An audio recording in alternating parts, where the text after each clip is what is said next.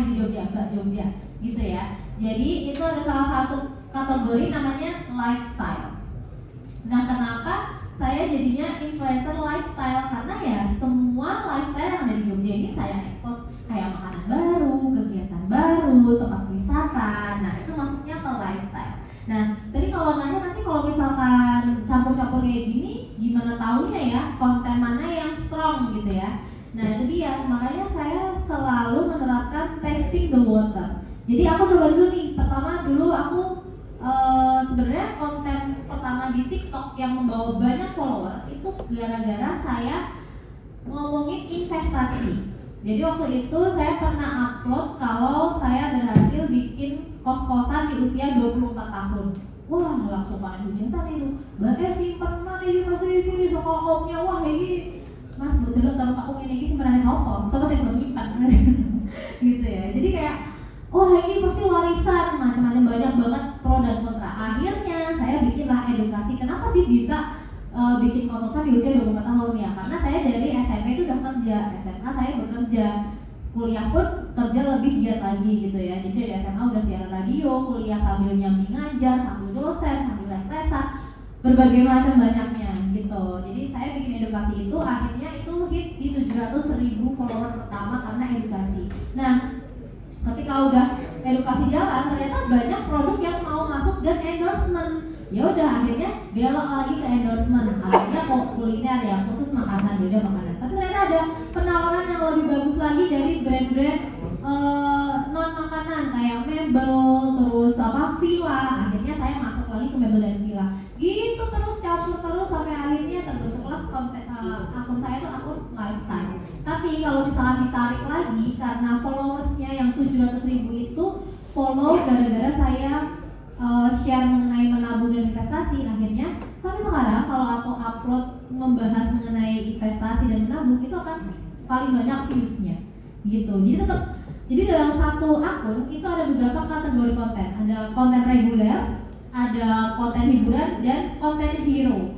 Konten reguler ini adalah konten yang bisa saya posting terbanyak. Contohnya kayak review makanan, review hotel, review macam-macam lah ya, dan wisata. Terus yang kedua tadi konten hero, yaitu konten yang pasti menang. Ketika follower saya turun, terus saya bikin konten yang membahas soal harga emas, itu pasti bakalan langsung naik viewsnya. Nah, itu namanya konten hero. Jadi saya gunakan konten hero itu ketika followersnya udah pada turun ya, viewsnya pada turun ya. Nah, saya naikin konten hero. Terus ada juga konten entertainment, yaitu yang cuman konten hiburan, lucu-lucuan. Contohnya tadi ya, aku bikin konten yang running, konten yang di Kali Talang, itu kan bukan konten review, bukan konten hero, tapi konten hiburan, konten receh untuk menjaring masa yang baru, followers baru. Nah, itu juga bisa Mbak menjadi formula ketika kita pengen mendapatkan followers yang lebih banyak. Jadi ada 3 pilar konten itu, gitu Mas. Itu ya yang niche tadi ya. Terus yang kedua tadi apa ya Mas pertanyaannya? Iya, saya kan udah lari, pokoknya saya harus jawab.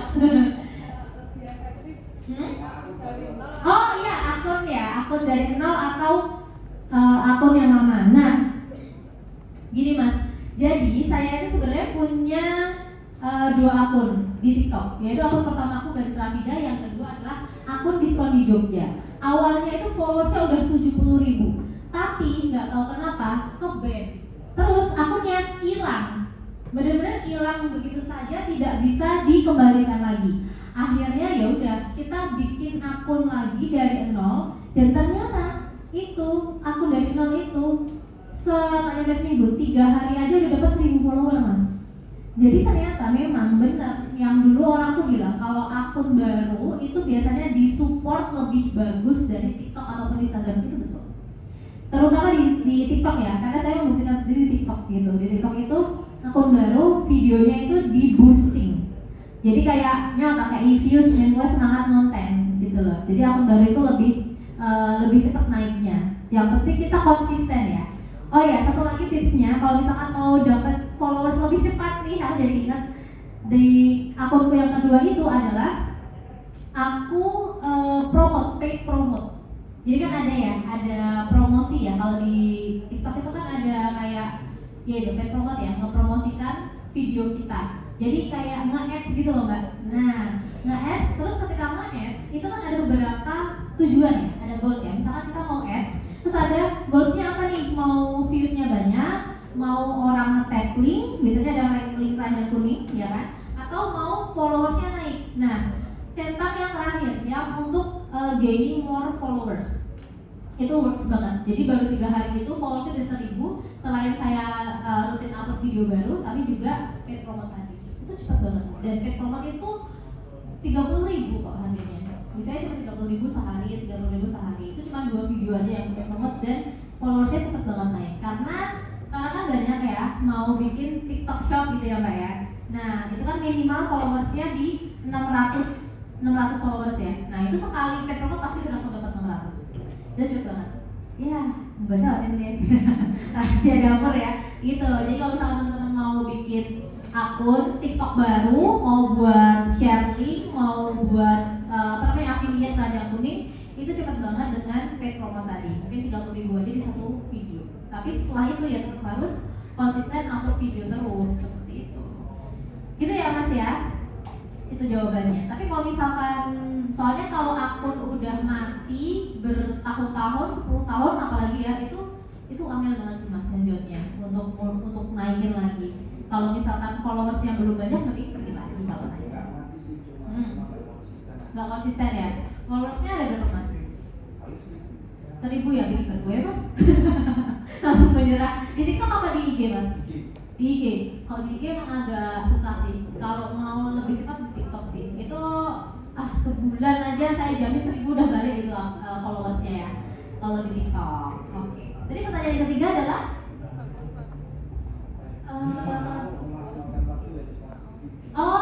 nah itu tadi Mas, kenapa saya encourage meminta teman-teman untuk coba bikin hooknya dari kata-kata aja. Jadi videonya nggak usah panjang, nggak usah ribet, nggak usah bingung edit ya. Tadi kayak Bapak tadi, pakai kamera harus dipindah ke laptop, di laptop harus diedit lagi pakai aplikasi yang ribet, wah potong-potongnya susah. Ya udah nggak usah, satu aja videonya, satu video atau 3 video aja, jadi satu kasih kata-kata selesai.